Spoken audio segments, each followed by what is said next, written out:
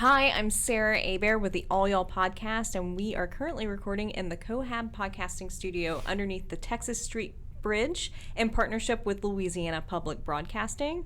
And I'm Chris J. I'm the co-host of the All Y'all Podcast, and we have gathered together all day long today. We've been doing interviews with wonderful people who have an association with the Louisiana Hayride, which is a historic radio program broadcast out of Shreveport, Louisiana. And we have a real character with us now who everyone's been kind of warning us about. I have been looking forward to meeting for weeks. Robert Gentry. And Robert, you live in, is it Natchitoches or do you I live in Manny. In Manny. Right. Yes. I have been to Manny once. It's okay, well, you ought to come back sometime. I'd love to. I want to tell you what a pleasure it is to have been asked to be here. I've looked forward to it. Well, I'm so grateful because we have been doing research and trying to find some folks who have attended the Louisiana Hayride or listened to it on the radio, and you have done both. Right. So tell me a little bit about radio in your life and how it shaped you. Okay, I was born and raised at the little town of Marthaville in Natchitoches Parish. We were poor people that lived way back in the woods, scratched for a living, and in 1946 I was 6 years old, and my daddy saved enough money to buy a radio. He ordered it from Sears and Roebuck, and we looked forward to the day it would we would receive it through the post office.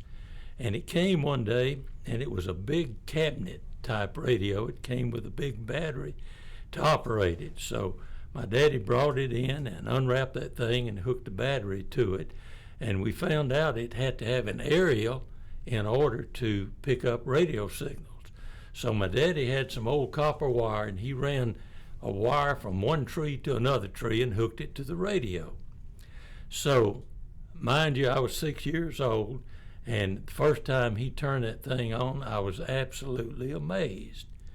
So I looked at that big cabinet and I said, you know, they've got to have little people inside that thing doing all that stuff. So I went around to the back of it and looked in, and I didn't see any little people, but I saw those tubes lighting up, which also fascinated me. Anyway, we listened to KWKH radio in the beginning, and we just were fascinated by music. It just meant so much to us. And at that time, 46, 47, 48, KWKH was broadcasting live country music shows early in the morning, and we listened to those. Oh, hang on a second, guys.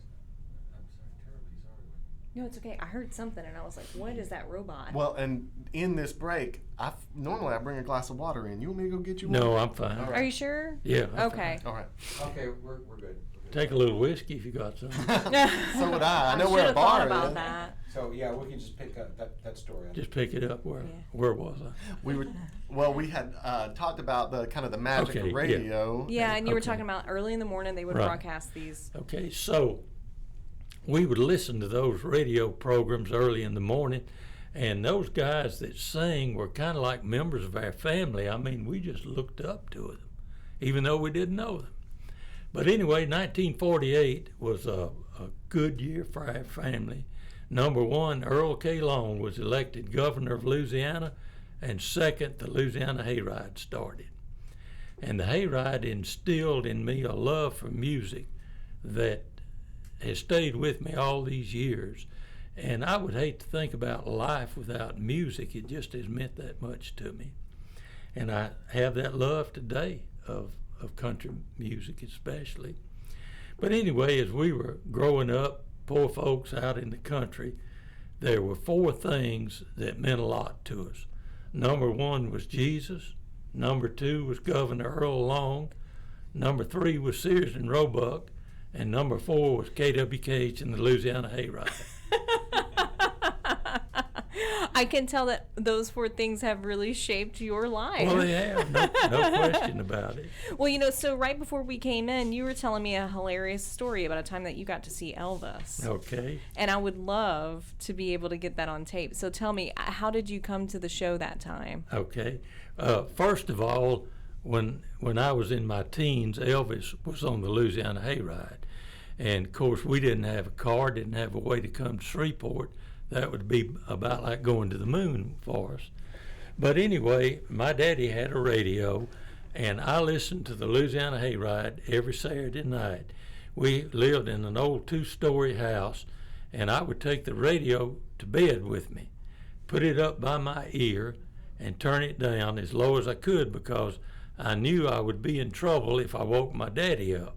But anyway, I listened to the Louisiana Hayride, and when Elvis came on, they would put him on at 10:30, and the Hayride would go until 11 o'clock.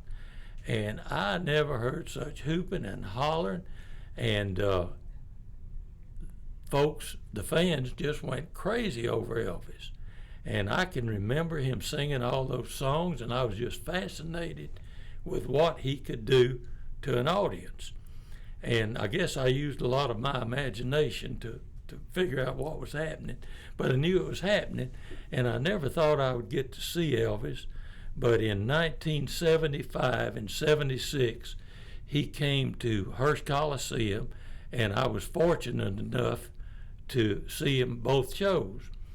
Well, Elvis died in 76, I believe, and I saw him 1 year before he died. And as luck would have it, my family and I got tickets on the front row center stage. Couldn't believe it. But anyway, we were there, and Elvis's band warmed up the audience, which didn't need warming up. But anyway, they warmed him up for about 30 minutes, 45 minutes, and then they brought Elvis out. And I never saw such a stampede of women in my life coming to the front stage. There were old women, there were young women, there were ugly women, there were pretty women, there were big women, there were little women. I never saw anything like it. Anyway, they covered the front of the stage, and it was so interesting to watch. And here comes a herd of police out of the backstage telling all those women to go sit down. And Elvis, he was just having a wonderful time singing and looking at all of it. So the police got the women going back to their seats, and there was a pretty blonde. I mean, she was pretty, she was young, and she was well built, and she caught my eye as she walked up. And she told me, she said, "If you'll let me sit in your lap, I'll do anything I can for you." And I said, "That would just be fine with me, but there's my wife two seats down. You'll have to get her permission." So the young blonde got up and ran off at that point. What did she talk to your wife? No. Have you ever told that story to your wife? Yeah. What did she make of it? She just laughed about it. She knew it was all in fun. So I'm curious, through talking to you and talking to your daughter Verity, I learned that you hitchhiked to Shreveport a lot. When did you start doing that? Well, when I went to Northwestern State University in Natchitoches in 1958, I didn't have a car, but I had a love for country music. So I met a young guy from Manny who also was going to college. His name was Rodney Self, and he loved country music too, and he had an old 1937 blue Chevrolet coupe. So we got together and decided we were going to go to the Hayride. This was the first time we went. He had the car, and I had a little bit of money to buy gas. So on Saturday afternoon, we took off for Shreveport. And we got to the Hayride and enjoyed the show that night. It was over about 11 o'clock. So we got in his car, and I thought we were headed back to Natchitoches. And he said, "Gentry, there's something I forgot to tell you." And I said, "What's that?" He said, "I don't have any headlights on my car." So I said, "What we gonna do?" So he cranked it up, and we went down Uri Drive and hit Highway 1 by the light of the street lights. We drove that far, hoping the police would not see us. So at that point in time, city limits went to 70th Street, where it crossed Highway 1. Just beyond 70th Street was a cotton field.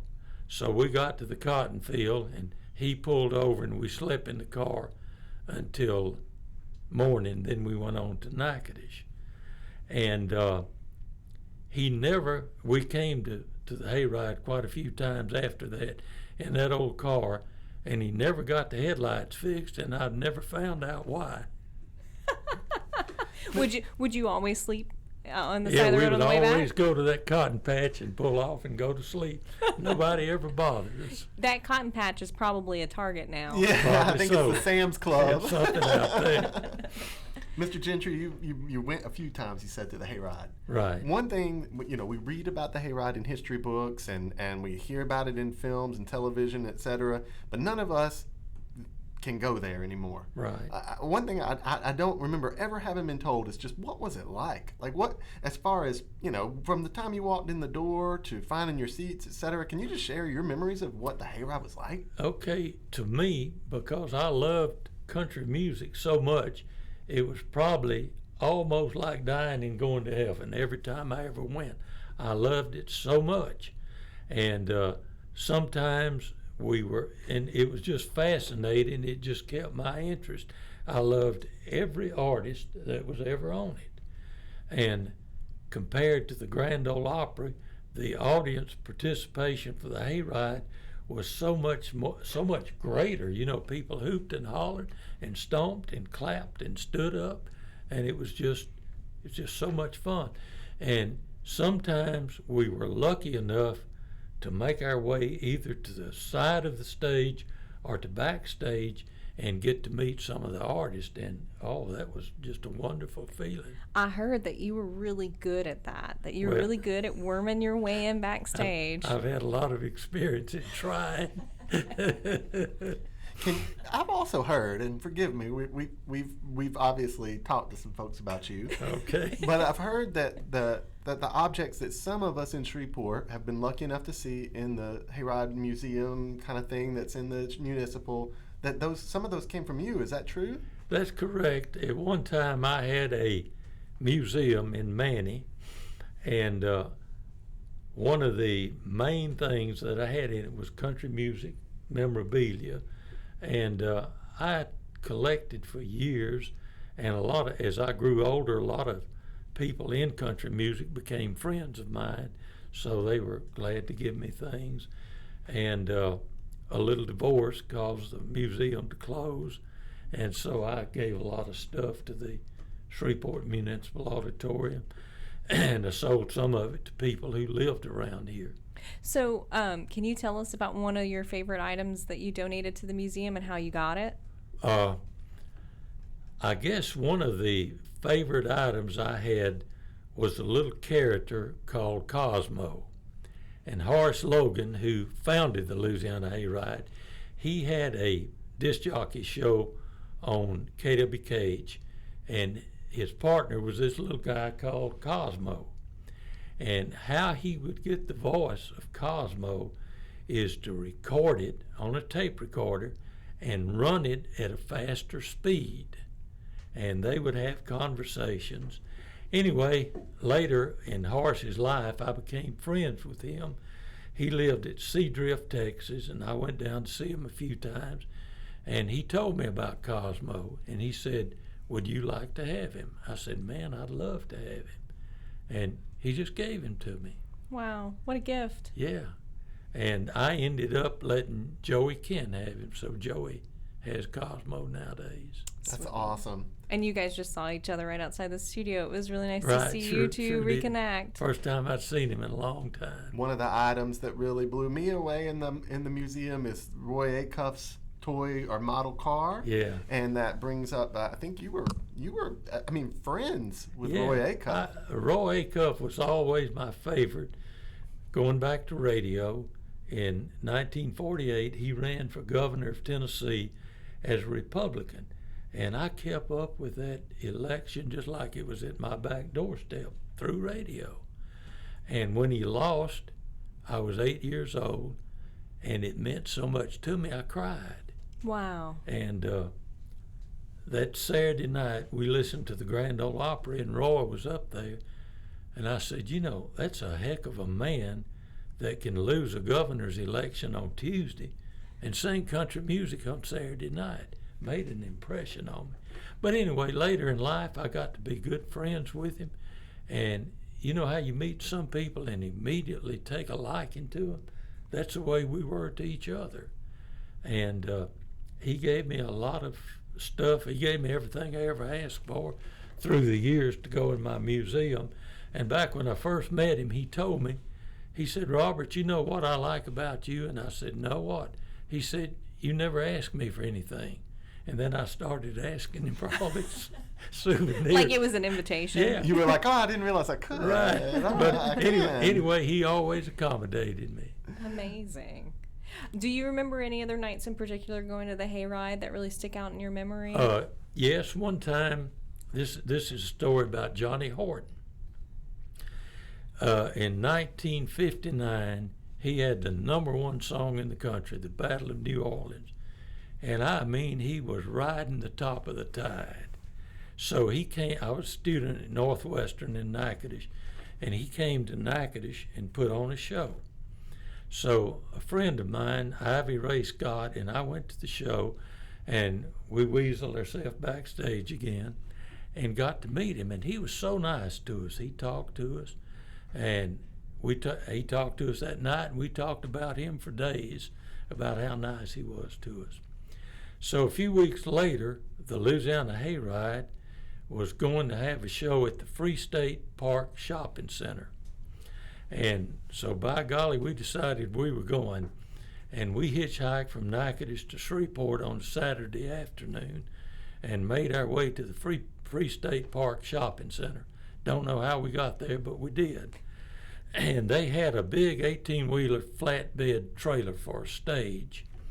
So Scott and I positioned ourselves right at the edge of the trailer by the steps going up to the stage because we wanted to see Johnny Horton when he got there. And we were standing there watching the other performers, and off in the distance we heard the sound of sirens.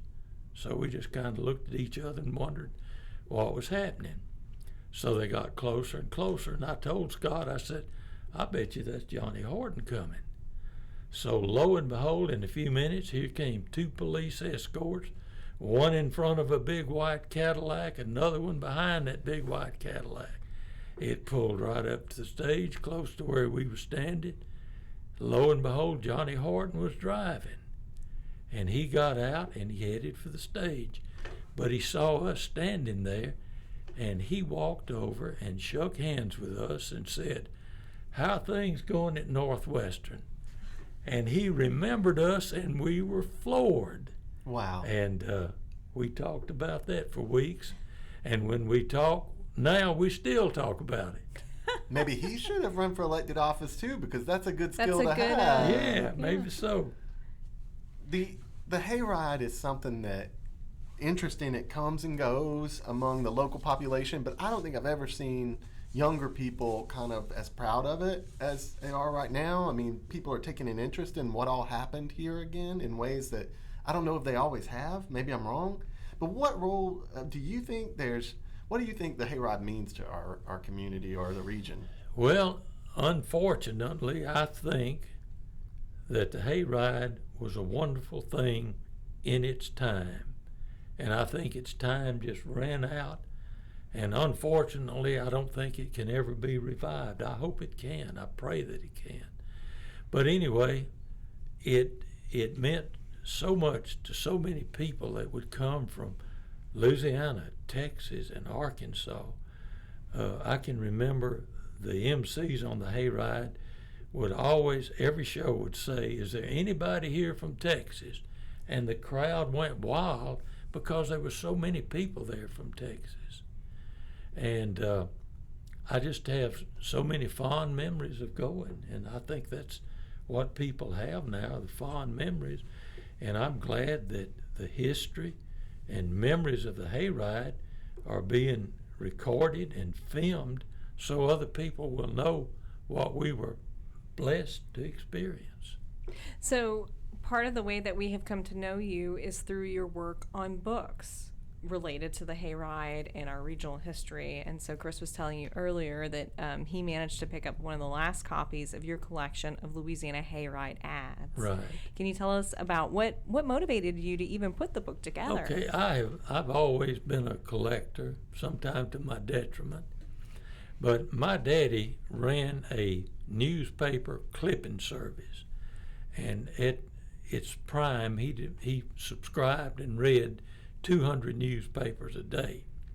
So I helped him in the business, and any time I would ever see anything about the Louisiana Hayride or the artists that were on the Hayride, I'd cut it out, and I made me a scrapbook.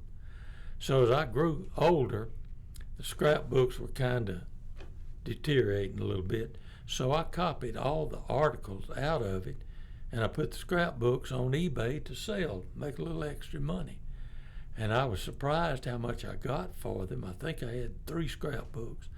I was surprised how much I got for them and how much interest there was. So I said to myself, Self, you need to go back and make a books of all those articles about the Louisiana Hayride. So I went over to Northwestern to the Cammie Henry Research Center, and I went through all of the Shreveport Times and journals that were printed at the time the Hayride was in existence, and I copied those articles. And when I got through doing all that, plus the articles I already had, I had enough for 2 volumes, and I called it the Louisiana Hayride, the Glory Years, 1948 to 60, and those were the years that the Hayride was produced every Saturday night. And I printed, I can't remember how many copies, and I sold them, and I believe you got the last of the copies. I did. And it's out there somewhere. The guy that has it needs to send it back to us. Yeah, I hope you Thanks can for find that, Sarah. and I looked for my copies as I was getting ready to come up here, and I couldn't find mine, but I know I've got them somewhere. How many hours do you think you spent in that library doing that research? Well, here's what I would do. I ran the newspaper in Manny, and I would work at the newspaper until 5 o'clock. Then I would head for Northwestern, which was about 30 minutes away, and I would work until they closed the library, which was 9 o'clock. Then I'd go home, Wow. dead tired. But I imagine I worked on and off for at least a year copying all that stuff. And I found out that microfilm copied 2 ways, bad and worse. I know that from some of my Yep. experiences. We have had a similar interaction with microfilm. Anyway, I took a lot of white out and tried to brush them up, make them look a little bit better. Well, you made them look great. I mean, I was really surprised by thank the you. quality of the Thank book you. that we were able to see. I hope you don't mind me prompting you, because I see you got you have something in front of you here. You have some notes, and one of the pieces of the legend about the Louisiana Hayride that I've always heard, and I'm going to tell you my wrong version, I want you to set me straight, is that Johnny Horton and Johnny Cash owned a fishing lure company in Natchitoches. Okay, I was working for the Natchitoches Enterprise newspaper, and I was a stringer for the Alexandria Daily Town Talk. So Johnny Horton owned Cane River Bait Company, which he put in an old chicken house on the Granny Court Road in Natchitoches. So I found out when he was going to be in town, made arrangements to go out and interview him for the Natchitoches Enterprise and the Town Talk. So I went out. He gave me a tour of the bait plant and how the baits were made. And his big bait was called Old Fireball. And he had another one called Galloping A. And it was made out of aluminum, and it looked like a heart with some feathers and hooks on it. And if you threw it out in the lake and started reeling it in, it looked like it was galloping across the water. And that's how it got its name. Now, I don't know how Old Fireball got its name. But anyway, I interviewed Johnny that day. He gave me some pictures, and I took some pictures of him. But the thing I treasured most, he gave me one Old Fireball. And he made that bait in different colors. I think it was 12 different colors, but the one he gave me was bright green and yellow. And it was in a little plastic tube is what he packaged them in. And he had a little flyer in there that told you how to use the bait. So anyway, I was so glad to get that bait and so honored that he would take the time to let me interview him. So I was doing a little fishing at that time, and he bragged about Fireball so much and what a good bait it was. He said, fish will almost jump in your boat if you just got the bait in there. So I said, well, I got a rod and reel, and I'm going to go try that bait. So we had a place called Locks Pond up close to Marthaville where my home was, and I took it over there late one evening, and I tied old Fireball onto my line, and I took my reel back and threw it just as hard as I could, and I knew I was going to catch a big bass. Lo and behold, I didn't have old Fireball tied up there good enough, and it landed somewhere way out in the lake. It's probably worth a cool $1,200 or so now. Exactly. Okay, but back to your question. I told you all that to get to your question. It's my understanding that Johnny Horton and Johnny Cash were friends that liked to fish, that they visited Cane River Bait Company together, but Cane River Bait Company was wholly owned and operated by Johnny Horton. I've always heard that Johnny Cash would like leave from fishing to get to the hayride, you know, like literally at the time he was supposed to be on stage. So Johnny Cash was just perpetually late to the hayride because he was at some fishing hole somewhere in the area because he liked the fishing around here. Well, Johnny Horton was an excellent fisherman, I'm told, and on the hayride they would take a coffee cup and somebody would hold it on one side of the stage, and Johnny would get his reel on the other side of the stage and throw that bait in the coffee cup. That's just how good he was. I was listening earlier this morning to some Johnny Horton recordings, and they introduced him as the singing fisherman. Right. Then all of this makes a whole lot more sense because they cut him off because he'll be like, I was fishing for some bass, blah, blah, blah. And they're like, all right, we just need you to sing a song now. Right. You'd rather be talking about fishing. Another funny little story about Johnny Horton. This place, Locks Pond, close to Marthaville, an old man named Lawrence Jennings lived there. He was kind of the man that cared for the pond. He was a rough old cuss. And so Johnny Horton pulled up one day. He'd heard about Locks Pond, and he pulled up one day and stopped and asked Mr. Jennings, would it be all right if he went and fished in the pond? So Mr. Jennings said, who are you? And he said, I'm Johnny Horton. And Mr. Jennings said, you a blankety blank liar. You're not Johnny Horton because I just heard Johnny Horton singing on the radio. Yeah, that was me. Yeah, I came straight just here. saying, yeah. He just didn't know about records. Wow. So I know this is not the subject of this interview, and I hope you'll forgive me if I stray a little bit. But could you say anything at all, unless you don't want to? But could you say anything at all about Earl Long? Oh, I'd love to talk about Earl Long. I was still a student at Northwestern in 1960, and I'd gone home for the weekend, and Earl Long was running for Congress, and he was speaking at a little place called Spanish Lake. So my daddy had a car by that time, so we went to Spanish Lake to hear Earl. And I noticed when they drove up, he had a chauffeur and he was in the front seat.